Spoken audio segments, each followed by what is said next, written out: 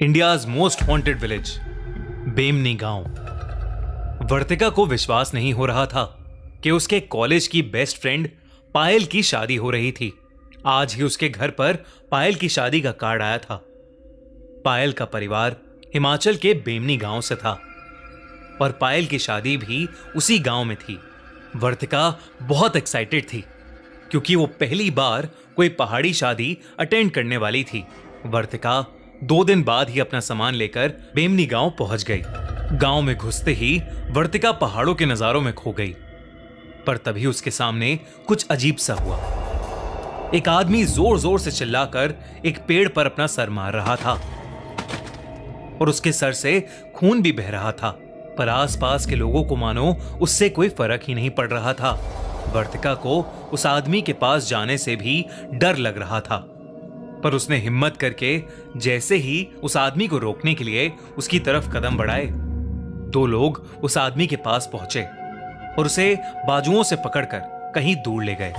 कुछ सेकंड्स के लिए वर्तिका सोच में पड़ गई कि तभी उसे अपने पीछे से किसी की आवाज आई, वर्तिका। वर्तिका ने पीछे मुड़कर देखा तो उसकी बेस्ट फ्रेंड पायल खुद उसे लेने के लिए घर से बाहर आई थी। पायल के हाथों में लगी मेहंदी देखकर वर्तिका उस पागल आदमी के बारे में भूल ही गई और पायल के साथ उसके घर के अंदर चली गई। घर के अंदर घुसते वक्त वर्तिका ने देखा कि कुछ पंडित पायल के घर के बाहर नमक से एक घेरा बना रहे हैं। मंत्र पढ़ते हुए वो पंडित पूरे घर के आसपास नमक बिछा रहे थे। वर्तिका ने पायल से इसके बारे में पूछा तो पायल ने बताया कि गांव में शादी वाले घरों को ऐसे ही बचाया जाता है। बचाया जाता है? ये सुनकर वर्तिका के मन में और नए सवाल आ गए थे। वो अपने सवाल पूछ पाती कि उससे पहले ही घर की बाकी औरतें उन दोनों को खींचकर तैयार होने के लिए ले गईं। कुछ ही घंटों में पायल और वर्तिका भी तैयार हो गईं और सभी लोग शादी के लिए निकल गए। मंडप में बैठे दूल्हा दुल्हन और उनके परिवार के लोग शादी की रस्में कर रहे थे।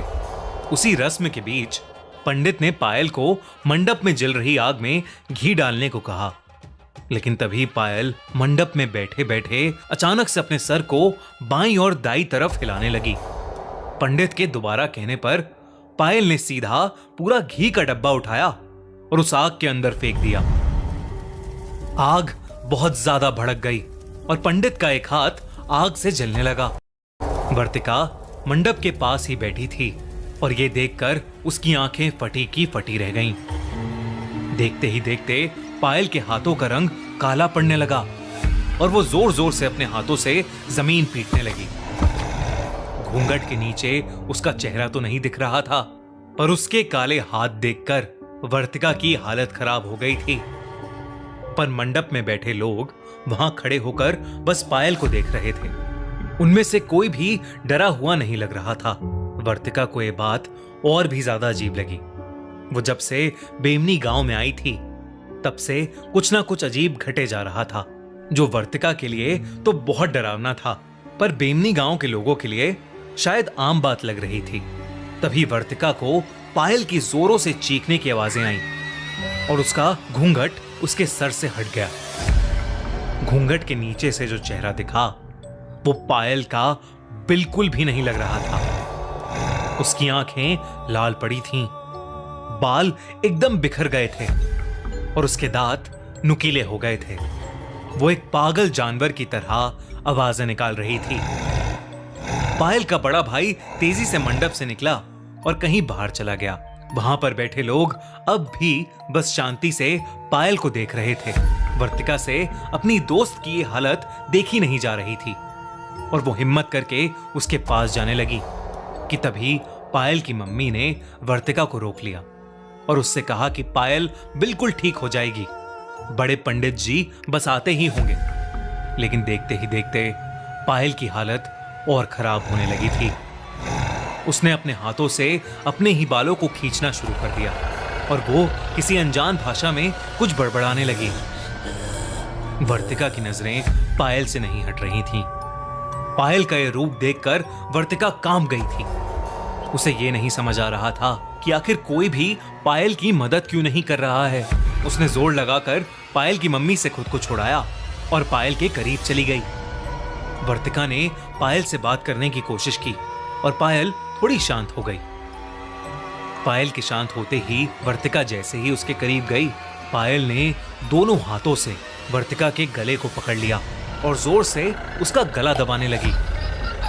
उसी समय पीछे से किसी के कुछ मंत्र बोलने की आवाजें आईं और किसी ने पायल के ऊपर जल छिड़क दिया और पायल बेहोश हो गई। उसी के साथ वर्तिका भी बेहोश हो गई। जब वर्तिका की आंख खुली तो वो एक बेड पर सो रही थी। वो पायल के घर में थी। वो उठकर पूरे घर में देखने लगी, लेकिन पायल घर में थी ही नहीं। उसने पायल को आवाजें लगाना शुरू किया, पर उसे वो कहीं नहीं दिखी। तभी पायल की मम्मी वहां आ गईं और उन्होंने वर्तिका को कुर्सी पर बिठाकर उसे बताया कि कल रात पायल की शादी हो गई और वो अपने ससुराल जा चुकी है। उन्होंने वर्तिका से कहा कि कल रात जो कुछ भी हुआ था वो बेमनी गांव में होने वाली एक आम घटना थी।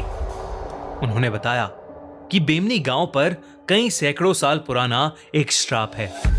यहां पर प्रेत आत्माएं लोगों पर काबू पा लेती हैं।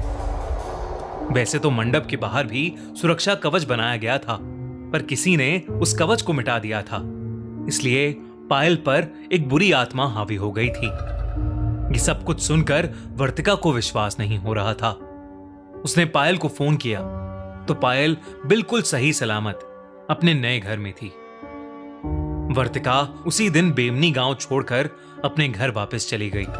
उस गांव और उस शादी को शायद वर्तिका कभी नहीं भूल पाएगी। क्या बेमनी सच में शापित है या ये सब सिर्फ कहानियां हैं? आपको क्या लगता है? हमें कमेंट्स में जरूर बताइए।